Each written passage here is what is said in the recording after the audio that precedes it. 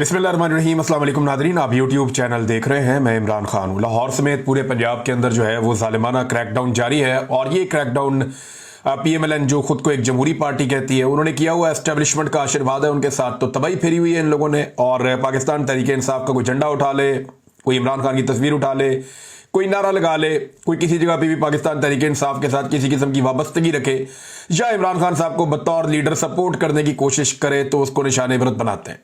अब चादर और चार दीवारी का तकद्दुस पामाल किया जा रहा है। रात भर बार बार छापे मारे गए हैं। गुज़िश्ता रात सूरत हाल बहुत ख़राब थी, आज दिन को भी ऐसे ही है।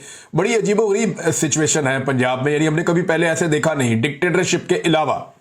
तो जमहूरी दौर में तो ऐसा नहीं होता, लेकिन PMLN ऐसा कर रही है और ये कल को ऐसा भुगतेगी भी। और जब ये ऐसा भुगत रहे होंगे तो बहुत सारे लोग खड़े होकर शोर मचा रहे होंगे जो आजकल पाकिस्तान तहरीक इंसाफ के साथ जो कुछ हो रहा है उसके ऊपर खामोश हैं। लेकिन चले, वो वक्त भी हम देखेंगे, ये वक्त भी हम देख रहे हैं। माजी में भी हमने PMLN को मार खाते हुए देखा, लेकिन जब जब नवाज शरीफ को मार पड़ी उनकी अक्सरियत उनको छोड़कर चली गई, लोग उनके साथ खड़े नहीं हुए। नवाज शरीफ ने खुद भी कहा था कि मैं जब भी कभी खड़ा होता हूं लोग मुझे कहते हैं कि कदम बढ़ाओ नवाज शरीफ, हम तुम्हारे साथ हैं। तो मैं जैसे ही कदम बढ़ाता हूं पीछे देखता हूं कोई भी नहीं होता। ये नवाज शरीफ ने हमेशा पाकिस्तान की आवाम से गिला किया। तो लोगों का नवाज शरीफ के साथ कभी वो ताल्लुक बन ही नहीं पाया, सिर्फ एक मफाद का ताल्लुक है ऐसा लगता है मियां नवाज शरीफ से। जबकि इमरान खान के साथ लोगों ने कुर्बानियां दे देकर इंतहा कर दी।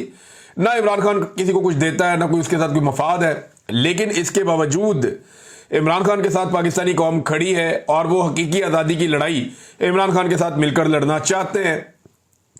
अब ये क्रैकडाउन चल रहा है और टिकाकर चल रहा है पंजाब में। जनी नून लीग ने PTI के कारकुनों की तबाही फेरी हुई है। एक तो खबर यह भी है कि एक FIR सिर्फ इसलिए हो गई कि दुकान के बाहर कुर्सी डाल के बैठा हुआ था PTI का कारकुन। यानी दुकान है, दुकान के बाहर कुर्सी डाली हुई है, इसके ऊपर FIR हो गई और दबा के PTI को जो है ना वो जलील कर रहे हैं। हत्ता कि एक FIR सोशल मीडिया पे गर्दिश कर रही है और बड़े सहाफी हैं, एक दो तीन उन्होंने भी लगाई हुई है। इस FIR में है, यानी FIR हो गई 4 तारीख को और FIR पे तारीख है 5 तारीख की। यानी 5 तारीख को जो होना है उसकी FIR एक दिन पहले दर्ज कर दी गई है कि ना 5 तारीख को मैं निकला गश्त पे, मैं सड़क पे जा रहा था, मैंने देखा ट्रैफिक जैम है, रिक्शे रेडियां और बहुत सारी गाड़ियां खड़ी हैं और वहां पे ट्रैफिक जैम है। और मैं जब किया तो आगे देखा चंद लोग खड़े नारे लगा रहे थे, उनमें PTI के ये लोग थे। मैंने इन्हें मना किया लेकिन ये पुलिस पार्टी पर हमला करते हुए फरार हो गए, तो अब इनके खिलाफ FIR दर्ज कर ली गई है। अच्छा, वकूआ लिखा गया है जनाब 5 अगस्त का और FIR दर्ज हो गई है 4 अगस्त को। ये नहीं, इस किस्म की बांगियां मारी जा रही हैं। और ये गुजरपुरा का मुकदमा है जो कहीं शेयर किया गया है कि जी मैंने इन्हें समझाया, ये बात नहीं माने और ये 5 अगस्त की एडवांस FIR काट दी गई। जब इसे सहाफियों ने पोस्ट किया तो मैं हैरान हो गया। मैंने कहा ये कोई गलती है, ये वो कैसे सकता है। लेकिन जिन सहाफियों ने इसको लगाया उन्होंने कोई तो इन्वेस्टिगेशन की होगी इसके बारे में। लेकिन पंजाब पुलिस से आप कोई भी उम्मीद कर सकते हैं, जिस तरह पंजाब पुलिस को डंडा दिया हुआ मरियम नवाज ने और पाकिस्तान की मिलिट्री एस्टेब्लिशमेंट ने मिलकर, तो उनसे सारे गलत काम करवाए जा रहे हैं। एस्टेब्लिशमेंट के गंदे कपड़े हमेशा से धोए हैं पुलिस ने, तो एक मरतबा फिर धो रही है और वो सारे गंदे काम कर रहे हैं जो गंदे काम कोई भी ऑर्गेनाइज फोर्स कभी भी नहीं करना चाहेगी। अच्छा, एक तरफ यहां पे नाइंसाफी जुल्म और जबर हो रहा है, दूसरी तरफ खैबर पख्तूनख्वा में अली अमीन गंडापुर दरिया के रास्ते में बना हुआ एक होटल जो सैलाब का बायस बनता है, उस होटल को नहीं हटा पाए। यानी बहुत सारे गरीबों के होटल गिरा दिए, बहुत सारे कमजोर लोग हैं उनके रेस्टोरेंट गिरा दिए, लेकिन जो मेन जगह के ऊपर अमीर मुकाम का होटल था उसको अली अमीन गंडापुर हिला नहीं पाए अपनी जगह से। अब ये बुजदिली नहीं है तो और क्या है।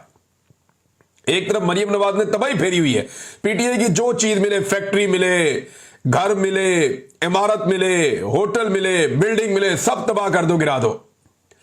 एक तरफ गैर कानूनी चीज जो है वो खैबर पख्तूनख्वा में, यानी ऐसी चीज जो दरिया के अंदर तो होनी नहीं चाहिए, प्रॉपर्टी दरिया के अंदर जो है वो एक होटल बना हुआ, उसको अली अमीन गंडापुर हटाने में नाकाम रहा। ये है नाजरीन दोनों के अंदर फर्क। और जिस तरह गंडापुर साहब चल रहे हैं इस तरह तो कभी भी कुछ नहीं बनेगा। पाकिस्तान तहरीक इंसाफ ने 5 अगस्त को एहतजाज करना था, क्या एक बड़ी हिकमत अमली सामने आई। देखें आज 4 अगस्त है, लोग तो बेचारे जोर लगाते हैं, कोशिश करते हैं, निकलने की कोशिश करते हैं। हो सकता है कल बहुत बड़ी तादाद में लोग निकल आए और सारी सिचुएशन बदल जाए। सिचुएशन बदल गई तो बहुत सारे लोग उसका क्रेडिट लेने के लिए आ जाएंगे, लोग ये कहेंगे जनाब ये हमारी वजह से हुआ, हमने ये किया था, हमने जोर लगाया। सब बंदे अपनी अपनी बात करेंगे ना, लेकिन हकीकत यह है कि पाकिस्तान तहरीक इंसाफ की क़यादत ने कोई ऐसा लायामल नहीं दिया जिसे आप सरप्राइज कह सके। मैंने आपको कुछ दिन पहले यह बताया था कि जेल से मेरे पास इत्तला है कि इमरान खान साहब ने अब टेस्ट मैच खेलने का फैसला किया है इस हुकूमत के साथ, और वो अब टेस्ट मैच ही खेलेंगे। एक अब आसाब की लड़ाई लड़ेंगे एस्टेब्लिशमेंट के साथ इमरान खान साहब, और इन्हें थकाएंगे। उनके बाद जेल में ऑप्शंस आती जाएंगी, वो उनको इस्तेमाल करते जाएंगे, लेकिन ना वो डील करेंगे इमरान खान साहब जो बज़ाहिर दिखाई दे रहा है, और ना इमरान खान साहब को इस बात की उम्मीद है कि फौरी तौर पे उनकी पार्टी कोई ऐसे बड़े इकदाम उठा सकती है जिससे इमरान खान साहब की और बाकी लोगों की रिहाई हो जाए। लिहाजा उन्होंने टेस्ट मैच डाल लिया कि ठीक है लगे रहो फिर मेरे साथ, तुम मेरे साथ ज्यादती करते जाओगे और मैं तुम्हें चलने नहीं दूंगा, सवाल ही पैदा नहीं होता। तो ये इमरान खान साहब की हिकमत अमली तो है, ये तो समझ आ गई थी, लेकिन पाकिस्तान तहरीक इंसाफ बार बार ये कहती रही, अलीमा खान ने कहा, बाकी लोगों ने कहा जी हमारे पास बड़ी हिकमत अमली है, बहुत बड़ी स्ट्रेटेजी है जो हम 5 अगस्त को इंप्लीमेंट करेंगे, लेकिन अगर हमने पहले बता दिया तो वो सारा कुछ एक्सपोज हो जाएगा। अब 4 अगस्त है, 4 अगस्त तक भी नहीं पता, जिन लोगों ने कुछ एग्जीक्यूट करना है उन्हें भी नहीं पता, तो फिर हिकमत अमली क्या है? यानी जलसे जुलूस और रैलियां अगर हैं तो वो तो सारे निकालते हैं, जलसा करना, जुलूस निकालना, रैलियां करना, ये तो सब लोग करते हैं। ये पाकिस्तान तहरीक इंसाफ के लिए कोई नई चीज नहीं है, फजलुर रहमान साहब की पार्टी करती है, जमात इस्लामी करती है, बाकी पॉलिटिकल पार्टी भी ये करते रहते हैं। तो ये तो कोई ऐसी नई चीज नहीं है, कोई नई हिकमत अमली नहीं है जिसको छुपा कर रखना था। तो पीटीआई की बज़ाहिर कोई ऐसी हिकमत अमली अभी तक उनकी लीडरशिप की जानिब से सामने नहीं आई जिसको एक सरप्राइज कहा जा सके। हाँ, एक चीज जरूर है, ओवरसीज पाकिस्तानियों ने जो इश्तिहार छाप दिया उसके ऊपर पंजाब हुकूमत बौखला गई। अच्छा, एहसास कमतरी भी है ना कि नवाज शरीफ के लिए कभी किसी ने इश्तिहार क्यों नहीं छापा, नवाज शरीफ से कभी किसी ने इतना प्यार क्यों नहीं किया। माजी में ना ओवरसीज पाकिस्तानी मुझे मिलते हैं, कई मुमालिक में मैं गया हूं, वो ये बताते हैं कि नवाज शरीफ का तोती बोलता था बैरून मुल्क। ओवरसीज पाकिस्तानी पीपल्स पार्टी से नफरत करते थे और नवाज शरीफ से इश्क करते थे। एक वक्त ये था जब नवाज शरीफ ने कहा कि कर्ज उतारो और मुल्क सवारों की स्कीम आ रही है, उसके ऊपर दुनिया नवाज शरीफ के साथ चल पड़ी, इतना पैसा जमा हुआ कहां गया कुछ पता नहीं है। फिर यही मियां नवाज शरीफ साहब जो है, इनसे ओवरसीज पाकिस्तानी इनकी एक झलक देखने के लिए एक दौर था, तरसते थे। लेकिन फिर वक्त आया जब इनके पोल खुले, पता चला कि ये करप्ट है, बेईमान है, इनकी ये प्रॉपर्टीज है, इन्होंने ये कुछ किया हुआ है, और पाकिस्तान के हालात बेहतर करने की बजाय उनमें बिगाड़ पैदा करते रहे। फिर हर दफा कौम को इनकलाब की बत्ती के पीछे लगा के, ट्रक की बत्ती के पीछे, खुद ये जाके जूते पॉलिश शुरू कर देते हैं। तो लोगों को आइडिया हो गया कि ना इनका किरदार है, ना ये लोग सियासी लोग हैं, ना ये लोग मुल्क के वफादार हैं, और ना ये लोग ईमानदार हैं। अब ये एक्चुअली जब एक पोस्टर या बैनर हम बचपन से देखते थे ना PMLN का, तो उसमें 1-2 चीजें तो जरूर लिखी होती थी। एक, बाकिरदार क़यादत, ये जरूर लिखा होता था, और ईमानदार। यानी ईमानदार और बाकिरदार, ये दयानतदार, ईमानदार, बाकिरदार, ये अल्फाज मियां नवाज शरीफ साहब के बैनर्स और पोस्टर्स के साथ लगे हुए होते थे। फिर मियां साहब अपने मुंह से कहते थे हम इक्तदार की नहीं इकदार की सियासत करते हैं, लिहाजा एस्टेब्लिशमेंट को और फौज को सियासत से निकल जाना चाहिए।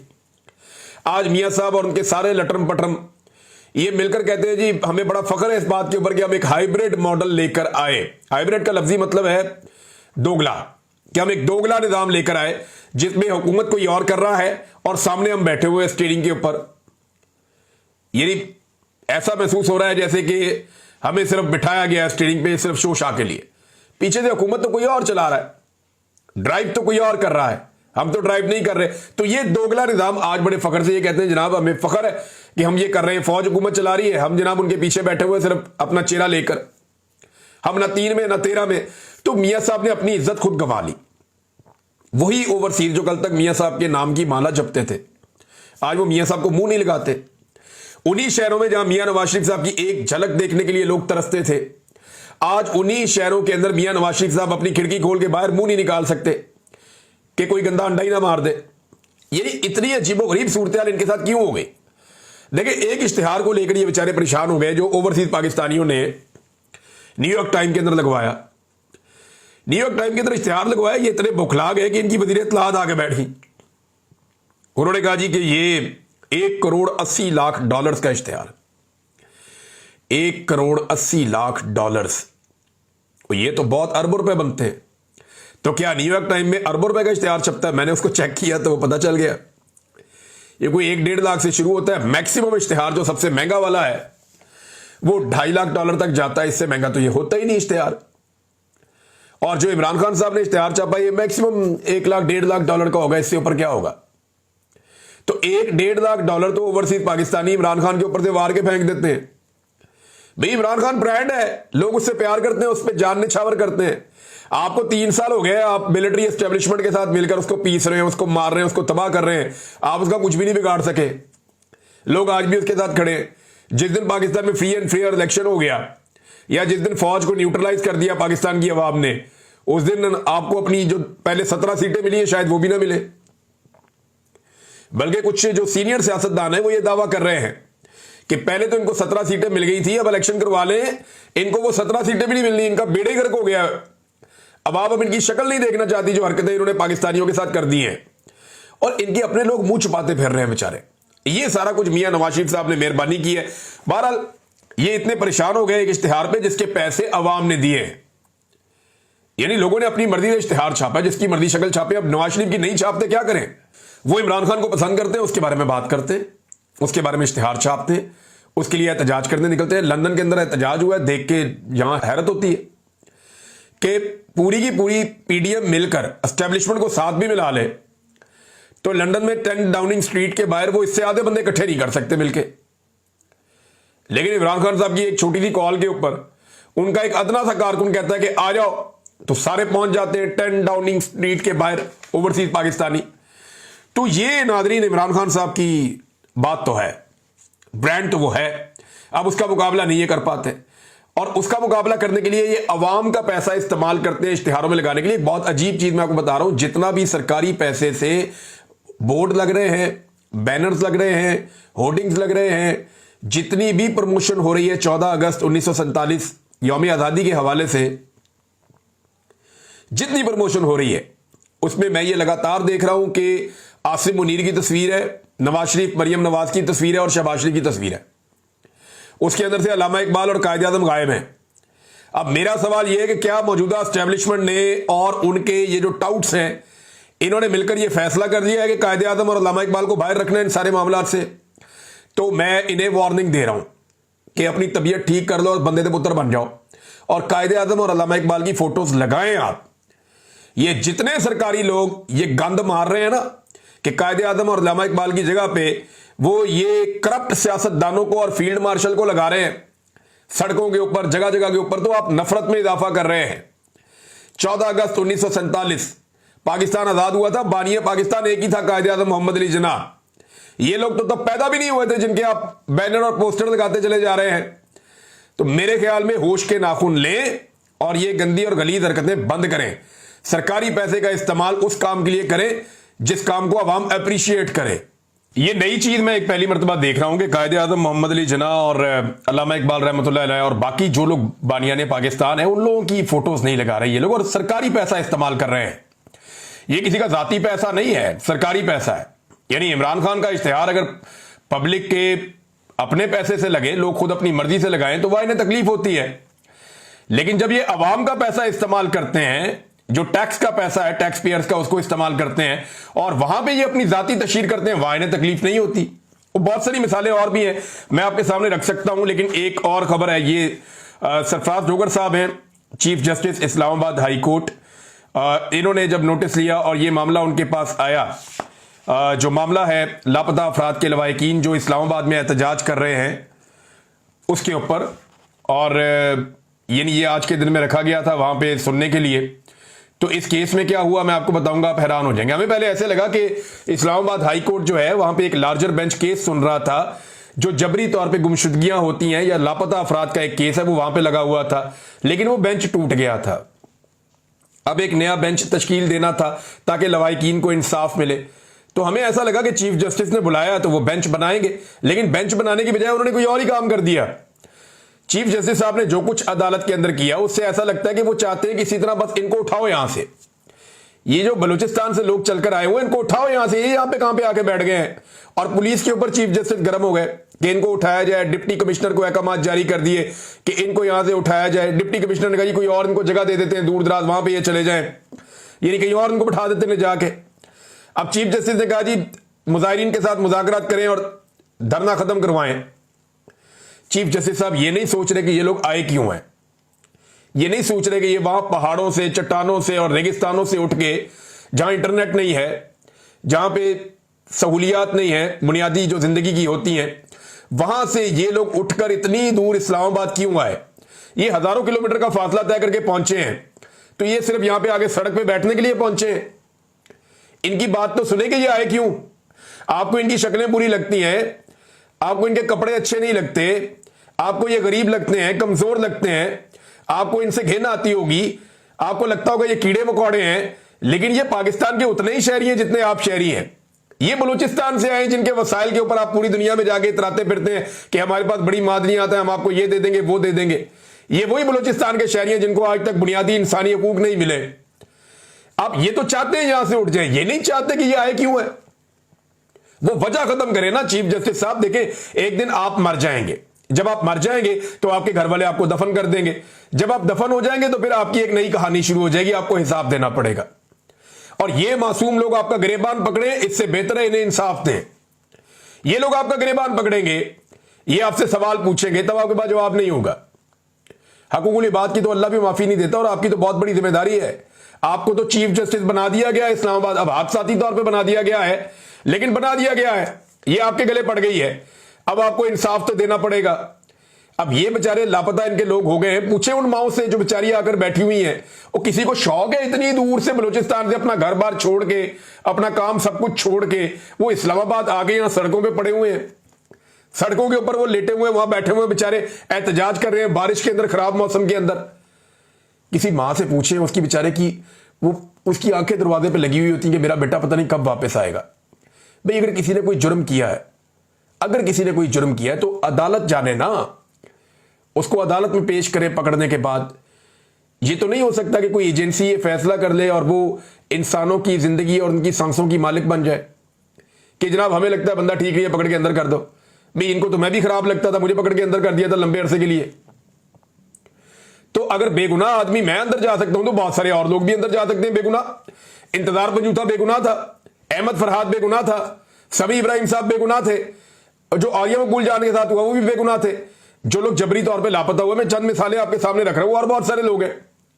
सदाकत अब्बासी ने कौन से कुछ जुर्म किए हुए थे, और जितने लोग प्रेस कॉन्फ्रेंस कर देते थे वो किसी और तरफ, और जो नहीं करते थे वो किसी और तरफ। बहरहाल वो मामला दूर चला जाएगा। चीफ जस्टिस साहब आपको इंसाफ देना पड़ेगा, वरना फिर आपको जवाब देना पड़ेगा, इस जहान में भी और अगले जहान में भी। और एक बार ज़हन में रखिएगा, पाकिस्तान में जब भी इनकलाब आएगा ना, तो इस किस्म की अदालती जजमेंट्स और इस किस्म के कंप्रोमाइजेस की वजह से ये आपकी अदलिया भी अवाम के नगहे में आएगी। उस वक्त लोगों को अदलिया के ऊपर भी गुस्सा आ रहा है, और लोग ये जानते हैं कि जो कुछ पाकिस्तान में हो रहा है इसमें अदलिया इस वक्त एक सहूलतकार का किरदार अदा कर रही है। वो बेचारे बलोच बुरे लगते हैं आपको, उनकी बात तो सुनो, उनकी तकलीफ तो महसूस करो। सरफराज डोगर साहब आपका बेटा उठा लिया जाए ना, ये बेटी उठा ली जाए और उसे जबरी तौर पे लापता कर दिया जाए, आपको और आपकी अहलिया को पता ही ना चले, पूरा खानदान टकरे मारते रहे, कभी इधर भागे, कभी एहतजाज करें, कभी अदालत में जाएं, आपको पता ही ना चले वो गया कहां पे है। आप दुनिया छान मारे, जहां मर्जी आप चले जाएं, आपको समझ ही ना आए वो गया किधर। एक उम्मीद आपको बाकी हो कि एक दिन वो वापस आ जाएगा, इसके अलावा कुछ भी नहीं। पूरी रियासत आपकी बात सुनने से इनकार कर दे, फिर आपको पता चलेगा ये तकलीफ क्या होती। जो इस तकलीफ से गुजरता है ना, उसी को आइडिया होता है। और अगर कोई इस तकलीफ से गुजरे बगैर इसके इंसाफ के लिए कोशिश करे तो वो बहुत अजीम इंसान होता है। तो आप कोशिश करें कि आप थोड़ा सा अजमत के किसी मेयार पे पूरा उतरे और इन लोगों के लिए आवाज उठाएं, बजाय इन लोगों को उठवाने के। यानी इन लोगों को उठवाने से क्या होगा, ये चले जाएंगे बेचारे मायूस होकर। आप इनको दीवार के साथ लगा के करना क्या चाहते हैं। ये इस शहर में आए कि यहां पे फैसले होते हैं, ये अपना फैसला लेने आए हैं कि हमारे प्यारे हमें वापस करो या अदालतों में पेश करो, अपना फैसला लेने आए। और आप ये फैसला सुनाने के दौड़ जाओ यहां से, या कोई इंसाफ नहीं है, कानून नहीं है, रियासत नहीं है, तो वो क्या करेंगे जाके वापस। आप उनकी ऑप्शंस खत्म कर रहे हैं, फिर आप कहते हैं दहशतगर्दी बढ़ रही है, फिर आप कहते हैं लोग रियासत के खिलाफ क्यों हो रहे हैं, फिर आप कहते हैं रियासत के खिलाफ लोग नारे क्यों लगाते हैं। तो जैसा आप उनके साथ सलूक करेंगे वो बेचारे वही करेंगे ना, उसके अलावा उनके पास ऑप्शंस खत्म हो जाती है। नाज़रीन, कश्मीर के एहतजाज में शिद्दत आ रही है। वहां पे नौजवान जो हैं उन्होंने मुख्तलिफ इलाके बंद कर दिए हैं, सड़कें बंद कर दी हैं। वो ये कह रहे हैं कि अब्दुल कयूम नियाज़ी साहब को रिहा किया जाए।